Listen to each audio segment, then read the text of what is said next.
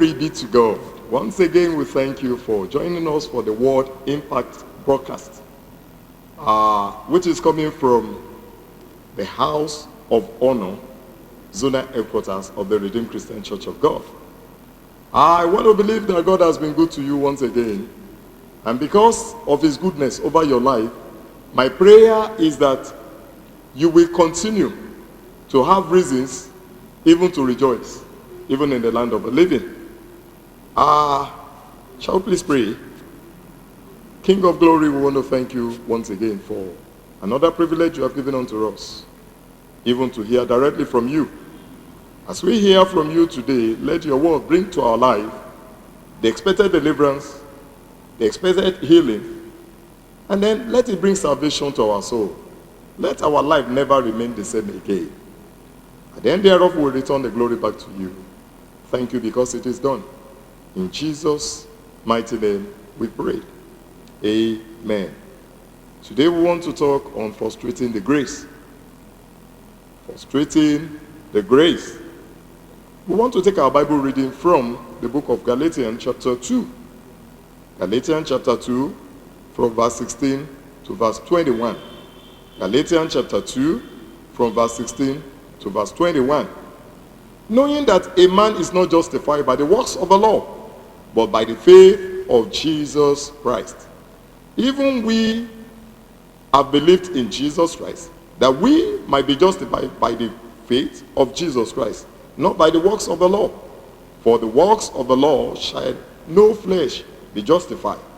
But if, while we seek to be justified by Christ, we ourselves also are found sinners, it is therefore Christ, the minister.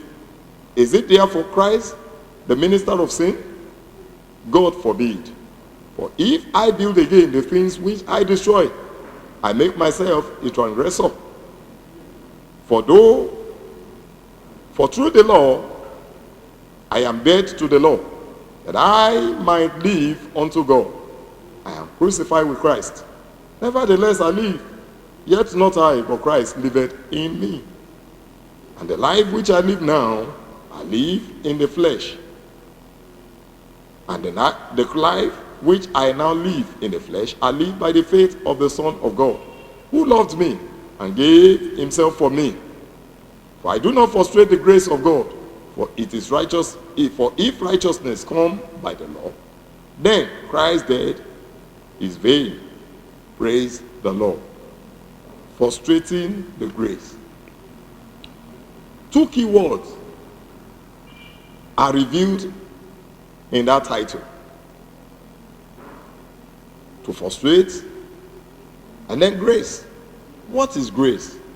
Grace is simply a gift that is received without a man working for it. It could also be known as an unmerited divine assistance given to man by God. What then does it mean to frustrate? To frustrate simply means to prevent from making something become fulfilled. To prevent or to hinder a particular thing from coming to fruition. Now, the greatest disappointment men will stand to receive on the last day, or on the day of judgment, is for anyone to believe that judgment will be based on generosity, almsgiving, beneficence, or benefaction. All these things I've mentioned now are simply the works of the law. And the Bible says in Galatians chapter 2 verse 16, where we have read that knowing that a man is not justified by the works of the law. So no matter how good you may be, that is not what your judgment will be based upon. Because let's look at it. Let's look at it from this angle. If a man decides to rob, And in the process of robbing, eventually kills some innocent people. And thereafter, he now takes the money that he got by reason of armed robbery and goes to give to innocent people. Does that make the man a saint? Of course not. And that is telling you that no matter how good you may be, you will not be judged on the ground of your goodness, but on the ground of your faith in the Lord Jesus Christ. The Bible categorically told us in John chapter 1 verse 12, said, as many as believed on him, he gave the power to become the sons of God. Listen to me. Every man, according to Psalm 51 verse 5, Psalms chapter 51 and verse 5, is born a sinner. Because the Bible says there, behold, I was shapen in iniquity, and in sin did my mother conceive me. Every man is born a sinner. So if you say you have not committed sin, the sins of our fathers, Father Adam, had made us a prospective sinner. And the grace to live the life of a sinner has been given by the works of salvation brought about by Jesus dying on the cross at Calvary. What is left for every man is to accept and believe upon that work. Once you believe on it, you repent of your sin, accept the lordship of the one who had come to take your place on the cross. You are open to the grace of salvation. But once a man rejects that grace, he said, he that believeth not is condemned already. In other words, you're not accepting that work. Is like frustrating the grace that is open to your life. Have you accepted that grace of his lordship over your life? Or you are daily rejecting it because of the sins in which you are wallowing in now? Listen to me.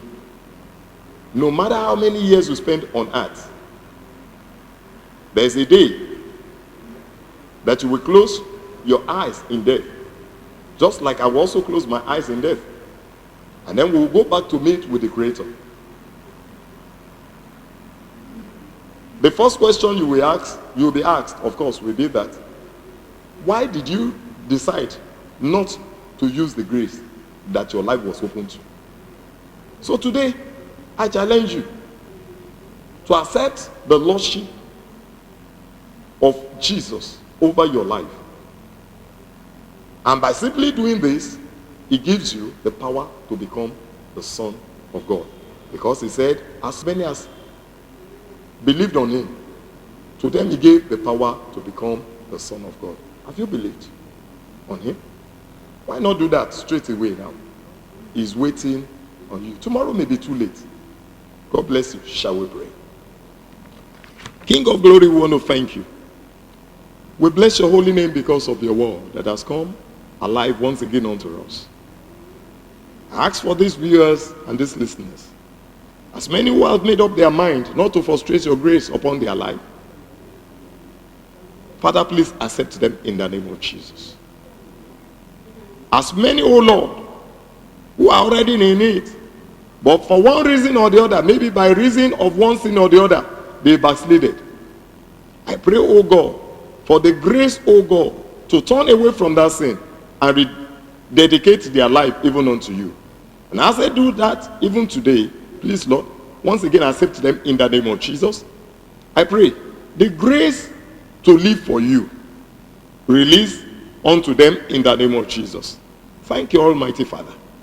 Glory be to your name. In Jesus' mighty name we have prayed. Amen. I want to believe that this word has become a blessing to you. Don't just become selfish about it. I want you to go like our page and share them also. And as you watch by YouTube, please don't forget to also subscribe. I look forward to seeing you again. God bless you real good.